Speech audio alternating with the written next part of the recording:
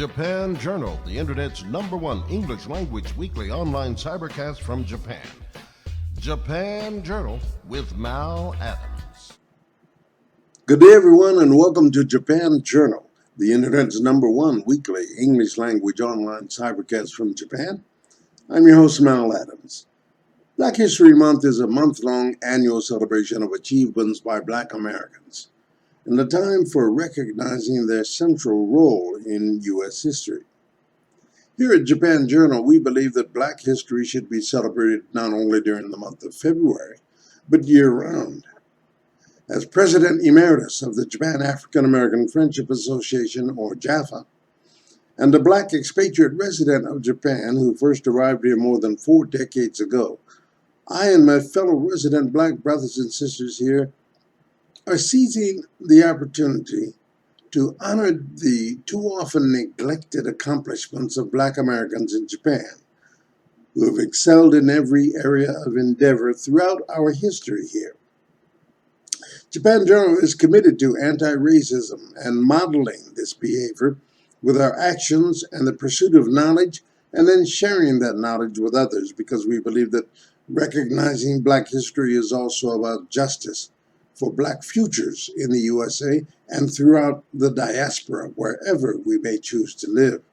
So in that regard, we begin our coverage of this new series about Black history in Japan with a fascinating story about an African who became the first Black samurai warrior here nearly 500 years ago. The man who is poised to bring that story of Yasuke to the big screen is our first guest on Japan Journal today, Mr. Kim Bass. As we observe Black history in Japan, we're celebrating his incredible journey from a small-town boy in upstate New York to an award-winning Hollywood writer and director. He is one of the first African Americans I met when I first came to Japan 4 decades ago. He is a dear friend and a brother to me, Mr. Kim Bass. Kim, I did want you to comment. You mentioned earlier about being isolated in Japan early on as the only brother in your neighborhood. Speak to us a little bit in terms of engaging some Japanese culture and lifestyle points. I remember visiting you in a town near Ikebukuro, and you walked me through your village. There was the fruit market. There were the people greeting you like you were the Pied Piper. I mean, describe that a little bit, how it was for you to live in a Japanese small community in Tokyo and become a guy of notoriety just because of your being the other guy or different. But you related to them well. The point I'm trying to make is, how important are relationships in Japan, regardless of your race, creed, or color? Speak to that. Well, and you're right. The little town was Otsuka, so it was a 2 stops from Ikebukuro on the Marunouchi-sen, the subway, and right. It was a quaint, almost like a separate village from Tokyo. And you're right; they had a beautiful market street where people went every day to buy their food items, and it had a very sort of provincial, a very country feel, even though you were in the middle of Tokyo. And I apparently was the first, so I was told, Black person who had ever lived in that area. They had one teacher they told me about before I moved there, and he happened to be an American, and he happened to be Caucasian. And when I moved to that area, I was a curiosity at first. The kids would come up to me and want to ask me questions. But one of the first sort of good friends I made was an elderly woman, Oba-chan, everyone called her that. She might have been about 85 years old. And one of the first things she asked me is, she came to me and she said, "Kochi, kochi, kochi." And I went to her and she asked me if I could speak Japanese. And I said, if you speak slowly, I generally will understand what you say. So each morning when I would walk, she was up very early and walking in the morning when I was up doing some training. And we would walk every day, and I practiced Japanese with her every morning, and then speaking to the people in the neighborhood. And they all got to know me, of course. But one thing that was very funny, I'll share a story with you, is that as I would walk through the neighborhood and they'd say, "Oh, that's Kim-san. He's a teacher. He's a teacher. They were very, as you know, in Japan, they revere teachers. So they understood that I was an English teacher at the college, at Sunshine Language School. And so they gave me respect for being a teacher. Ultimately, they asked me if I could teach their children English as well on the side. So I actually had a little classroom set up in my apartment, and I taught the 5, 6, and 7-year-old kids English twice a week in my apartment. And the parents really were appreciative of that.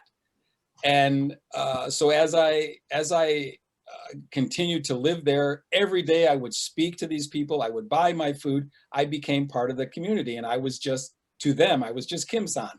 Once I started appearing on television because of what Jun Takahashi did for me, now they see me knowing famous people and they see me on television, and they thought that that was really special. That was above being a teacher. Not only was I now on television and in their minds famous, I was their Kim-san. I belonged to their neighborhood, and I was the star from their neighborhood. And that's what made sort of my interactions, you know, really interesting. But they would critique my acting. I would come down the street sometime and they would say, "Oh, Kim-san, we saw you on television." And the wife might say, "Oh, you were wonderful." And the husband said, "Oh, no, his acting was terrible. You have to do better." Yeah, right. Okay. Kim, that's great stuff, man. And I'm coming off the dome, as it were, remembering things that I think would enhance this particular interview, and that's a very beautiful one. I remember particularly walking down that street. We stopped off at the fruit market, and people surrounded you. And yeah. I might have had a camera on you at that time, I'm not sure. But you were definitely representing, as they say, the Black community. Well, yes, and Mal, if I might, I would like to share one sort of, because it's Black History Month, and something that was very meaningful to me.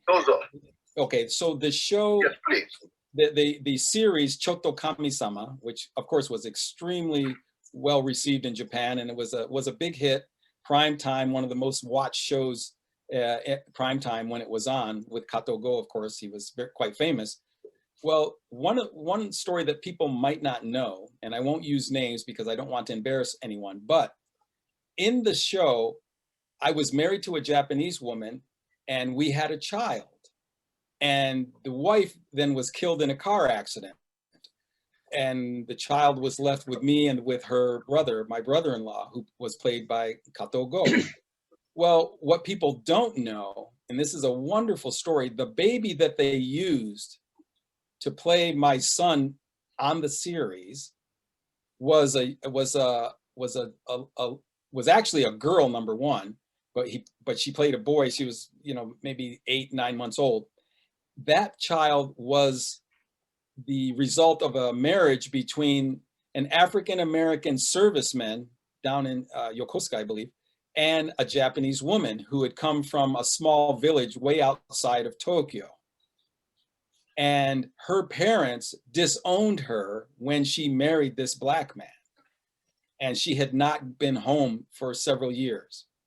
And her child then is cast as my child. So every week when the child was on the show, the grandparents, without knowing it, were watching their own granddaughter, their own grandchild on this show. And when it was time for the last episode of when it was time for the last episode of the show, it was a very touching episode. I'm sure June remembers it.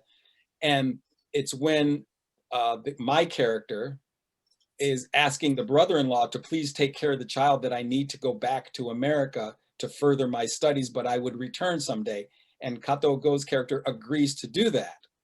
And I say to him, as the character, I say to him, but maybe, you know, a woman you might want to marry won't want this child because of it being a biracial child.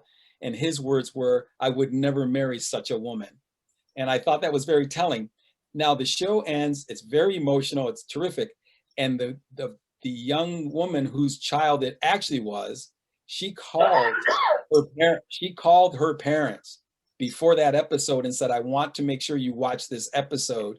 Though you have never seen your grandchild, that is your grandchild." And that episode dealt with prejudice. And after the show aired, the next morning, the woman whose child it was, she called me crying, and her parents had called her. They had watched that last episode, this beautiful, touching episode where the Japanese brother-in-law accepted the child, and they told her to come home and to bring the child, to bring their granddaughter home to them. Wow. And she crawled, she thanked me for it. And I thought to myself, just that phone call from her telling me that her parents said, please come home. We want you to come home and to bring our grandchild. We want to meet her.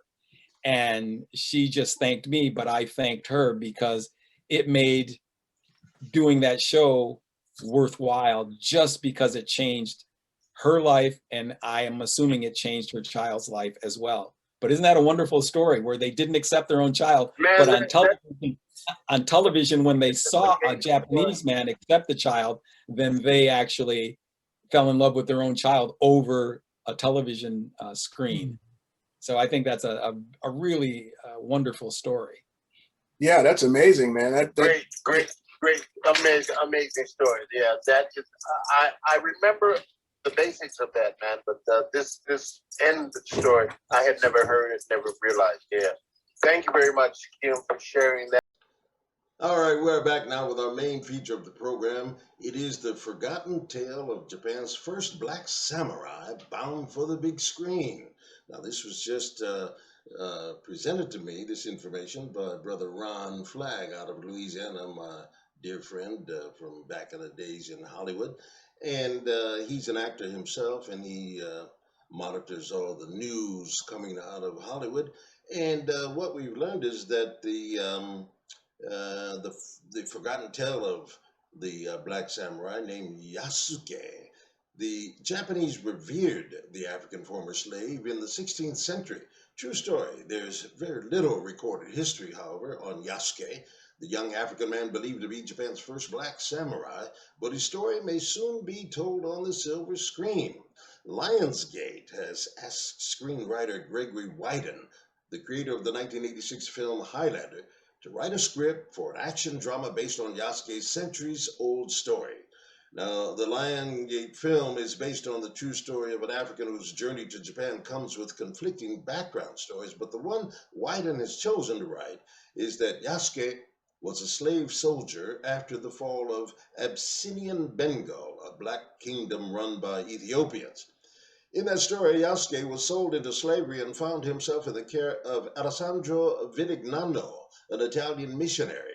They formed a bond, and when there were complications in Rome, he was sent to Japan and reportedly took Yasuke with him.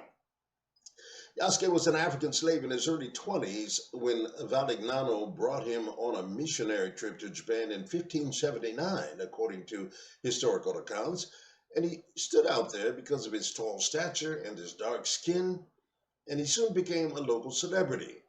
His real name is unknown, but locals called him Yasuke in Japan, likely a Japanese version of his birth name.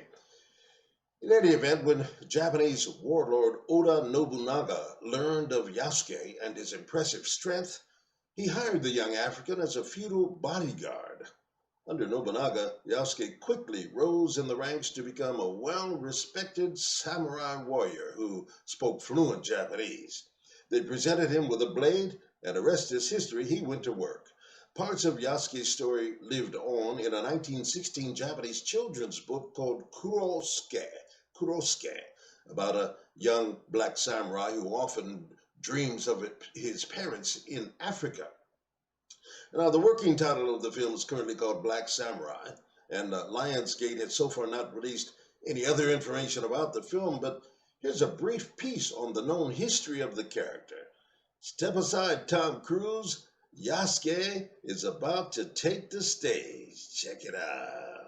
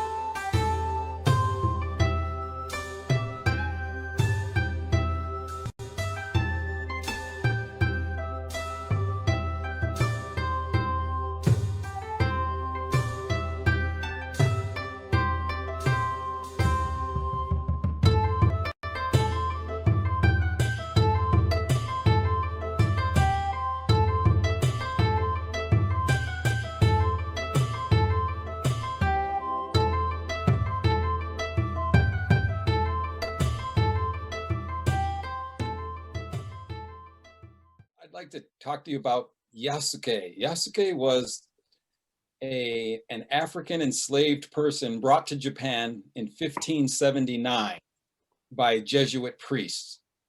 In Alessandro Vigliano, who was called the Visitor of the East. He was in charge of the Catholic Church in all of East Asia. And as his manservant, he brought this black man with him to both be his servant and his bodyguard. And the simple story of Yasuke, though it's complicated, was that he arrived in Japan as an enslaved person, and through his own efforts, intelligence, and his ability to learn the language and understand the culture, became a favorite of Oda Nobunaga, who was at the time the most powerful warlord in Japan, working and fighting various battles in order to unify Japan.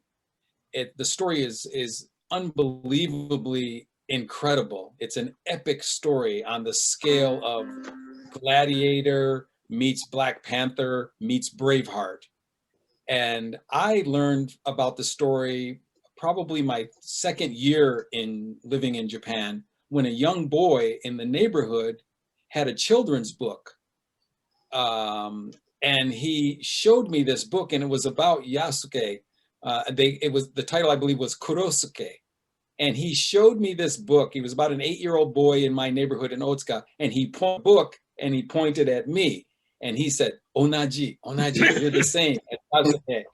Wow. And I started using that book in order to study Japanese, to help me learn to read Japanese. It was a children's book I started with, and it was the Yasuke book. And once I learned about the story being true, about him becoming a warrior and becoming a samurai, all the way from slavery to samurai, I was intrigued by the story ever since. And I thought at some point in my life, my career as a filmmaker, I would eventually be able to tell that story. It was my dream to be able to return to Japan someday. Well, after the success of Black Panther worldwide, many studios started to think about what other big sort of Black hero type stories can we tell? And the push was on. And I thought I was actually scheduled to go and meet with Lionsgate regarding a Yasuke project that they wanted to do. And I did a director's vision statement and sent it in, because I thought, oh, there's no way this story is going to be made without me.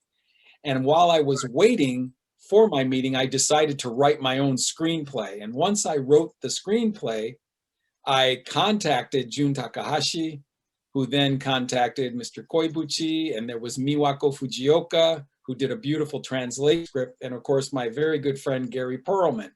Yeah, Gary. And the script, Right. yeah, so the script was the screenplay was sent to June, and once he read it, he said, I think that we can help you make this film in Japan with the support of many of the companies and perhaps even some government support in Japan. And so I began to contact various people here in Hollywood, get the screenplay read, and got some development funding put together. I've been able to get the visual effects company on board. I've got the composers on board. And I took the project to Bank Hapoalim, which happens to be an Israeli bank, and put my proposal together for them. And they gave me terms for $75 million in order to be able to facilitate the filming of this movie.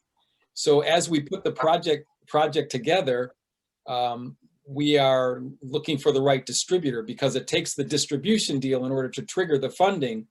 But we've gotten that far along. So we have our bank, which will loan for the production. We have visual effects teams. We have, as I say, some infrastructure coming together quite nicely. But we have been interrupted now by, of course, the COVID pandemic has made things a bit challenging. But being able to reach back to Japan and to my connections and to Jun Takahashi was a blessing to me, because one of my pitches here in Hollywood regarding this project, they said, well, why you? And I said, number one, I feel I have made steps in Yasuke's shoes. I studied sword. I speak the language. I lived in Japan. And Bushido in martial arts was something that, was in my soul.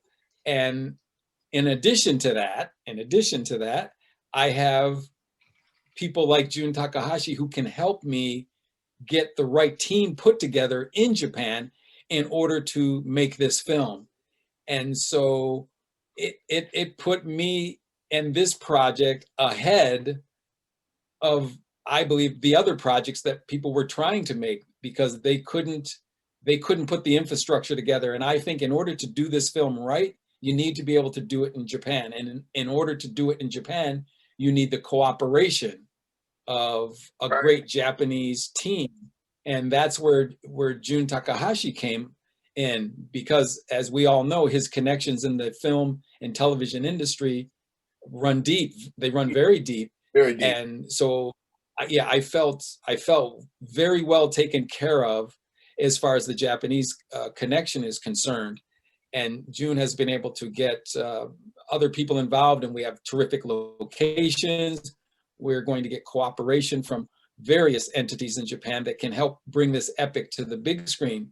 And my pitch here in Hollywood has been, this is the greatest story never told. And once they took a look at the screenplay and some of the sort of elements that were put together on the project, people are now beginning to agree. It's an action movie. It's a movie about redemption. It's a movie about fighting for one's freedom. And it's a story about human beings allowing to flourish as an equal member of the human tribe, so to speak. And imagine a story about a man who is brought to a foreign land as an enslaved person in bondage by the most powerful entity on earth, which was the cat at the time, coupled with the Portuguese military, and rising from the lowest low to the highest high in a society that was very stratified. And he ended up becoming not only a samurai, but a samurai trusted to be next to the most powerful warlord in Japan, as Nobunaga Oda was. And so it's a tremendous story. There were multiple battles. Ninja were involved. So the pitch for the story has been spectacular in its nature, and it's starting to, really propel itself towards a production.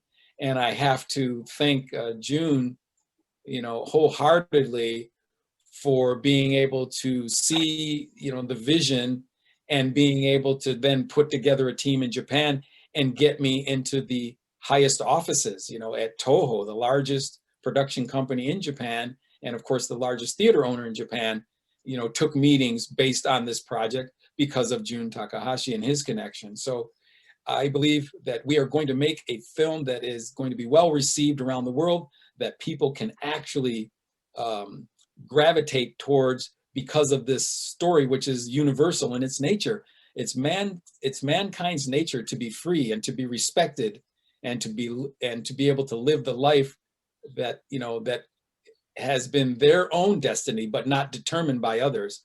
And I think that's why this is so special and why it's going to be a successful picture. And I'm putting every effort forward to make it a reality. And Jun has been instrumental in helping me to, fulfill this mission. I consider it a mission to make this story of Yasuke a worldwide, well-known story.